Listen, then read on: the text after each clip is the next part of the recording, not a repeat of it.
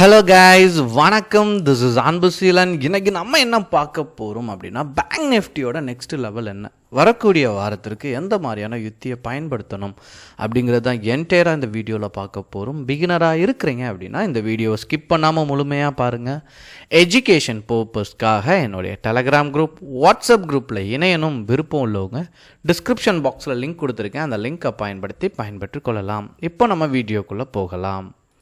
Bank நிஃப்டியை பொறுத்த மட்டும் நீங்கள் பிகினராக இருக்கிறீங்க அப்படின்னா ஒரு 3 விஷயத்தை இனிஷியலாக ஃபாலோ பண்ணிடுங்க. ஒன்று, ப்ராஃபிட்டை மேக் பண்ணும்போது இமீடியட்டாக ப்ராஃபிட்டை மேக் பண்ணிடுங்க. அதாவது நீங்கள் எப்போது ட்ரேட் எடுத்தாலுமே ஒரு சிறிய லெவலில் ப்ராஃபிட் கிடைக்கும். சரியான இடத்த ஐடென்டிஃபை பண்ணிட்டீங்க அப்படின்னா அதை காட்டிலும் கொஞ்சம் அதிகமான ப்ராஃபிட் கிடைக்கும். இந்த இடத்த ஃபைண்ட் அவுட் பண்ணிவிட்டு இமீடியட்டாக ப்ராஃபிட்டை மேக் பண்ணுங்கள். ஸோ நீங்கள் ட்ரேட் எடுக்க ஆரம்பிக்கிறீங்க அப்படின்னா ஒரு 3 months டைம் பிடிக்கும் எந்த இடத்துல என்ட்ரி ஆகணும் அப்படிங்கிறது. செகண்ட் பாயிண்ட் என்ன அப்படின்னா, சப்போர்ட் அண்ட் ரெசிஸ்டன்ட் எக்ஸாக்டாக பார்க்கணுங்கிற அவசியம் இல்லை. பட் என்னென்னா நிறைய பேருக்கு ட்ராப் பண்ணுறதுல கொஞ்சம் கன்ஃபியூஷன் இருக்கும். சரிங்களா? ஸோ வீக்லி டைம் ஃப்ரேம் போட்டு 1 day டைம் ஃப்ரேம் எடுத்துட்டிங்கன்னா ட்ரெண்ட் எப்படி போயிட்டுருக்கு அப்படிங்கிறதெல்லாம் இருக்கும். இங்கெல்லாம் ஃபேக் பிரேக் அவுட் நடந்திருக்கும். சரிங்களா? இதனுடைய லெவலை கால்குலேட் பண்ணிக்கோங்க. அதனால தான் எப்போதுமே இந்த லெவல் நீங்கள் நிறைய இண்டிகேட்டர்ஸ் யூஸ் பண்ணுறீங்களா, அதனுடைய பர்பஸ் என்னென்னா ப்ரீவியஸாக நடந்த ரெக்கார்டை எடுத்து, சரிங்களா, இங்கே ஒரு பிரேக் அவுட் நடந்திருக்கா அதே எடுத்து இங்கே பிரேக் அவுட் நடக்கும்போது இதை டார்கெட்டாக ஃபிக்ஸ் பண்ணிடணும். ஸோ இந்த ஹை பாயிண்ட் எடுத்துட்டிங்கன்னா ஈஸியாகவே என்ன ஆயிரும் அப்படின்னா டச் ஆயிரும், டார்கெட்டாக ஈஸியாக பிக் பண்ணிடலாம். அதனால் சப்போர்ட் அண்ட் ரெசிஸ்டன்ட் ரொம்ப இம்பார்ட்டண்ட். சரிங்களா? அதனால தான் இந்த சப்போர்ட்லேருந்து ரெசிஸ்டண்ட்டை நோக்கி போகும்போது பையும், ரெசிஸ்டன்ட்லேருந்து சப்போர்ட்டை நோக்கி வரும்போது செல்லுக்கும் ட்ரை பண்ணும். இப்போது சப்போர்ட் லெவலில் ரீச் ஆயிடுச்சு. சரிங்களா? ஸோ இனி வரக்கூடிய நாட்களில் என்ன பண்ணுங்கள் அப்படின்னா, முழுவதுமாக இதனுடைய ஹையை பிரேக் பண்ண என்ட்ரி கொடுத்தீங்க அப்படின்னா பையர்ஸ் உள்ளே வர்றதுக்கான பாசிபிலிட்டிஸ் ரொம்ப அதிகம். சரிங்களா? ஸோ இதுவுமே நீங்கள் ட்ரெண்டை பார்த்துட்டிங்க அப்படின்னா இன்னும் மேலே வர்றதுக்கான பாசிபிலிட்டிஸும் அதிகமாக தான் இருக்குது. சரிங்களா?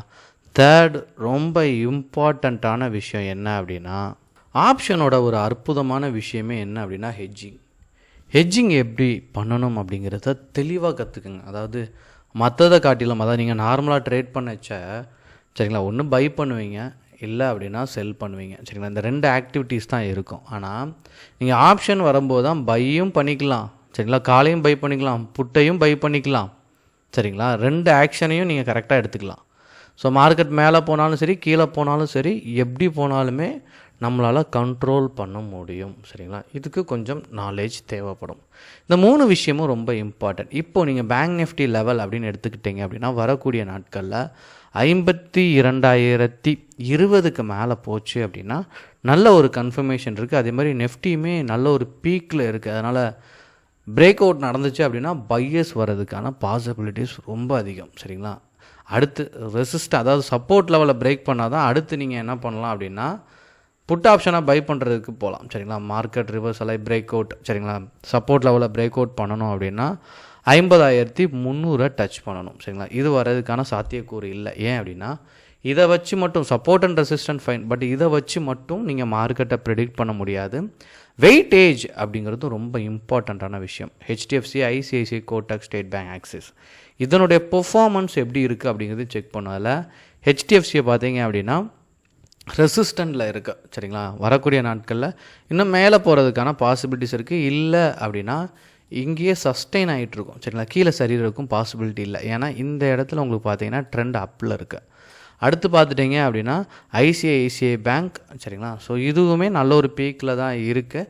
ஸோ இன்னும் இந்த லெவலில் சஸ்டெயின் ஆகிட்டுருக்கும், இல்லை பிரேக் அவுட் பண்ணி மேலே போகிறதுக்கும் பாசிபிலிட்டிஸ் இருக்குது. ஸோ ட்ரெண்ட் வைஸ் நல்ல பையரும் இருக்காங்க, லிக்விடிட்டி நல்லாவே இருக்குது. அடுத்து நீங்கள் பார்த்தீங்க அப்படின்னா SBIN, இது மட்டும் டவுன் ட்ரெண்டில் இருக்குது. சரிங்களா?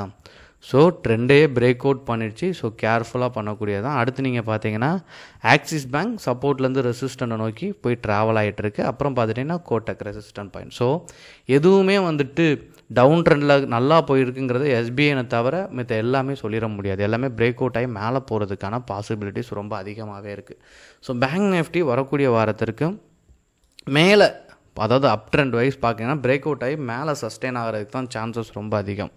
ஸோ வரக்கூடிய நாட்களில் முழுவதுமாக கால் ஆப்ஷனாக பை பண்ணுறதுக்கு ட்ரை பண்ணுங்கள். ரொம்ப இம்பார்ட்டண்ட்டான விஷயம். சரிங்களா? ஸோ நிறையா ப்ராக்டிஸ் பண்ணுங்கள். இதெல்லாம் எஜுகேஷன் பர்பஸ்க்காக தான்.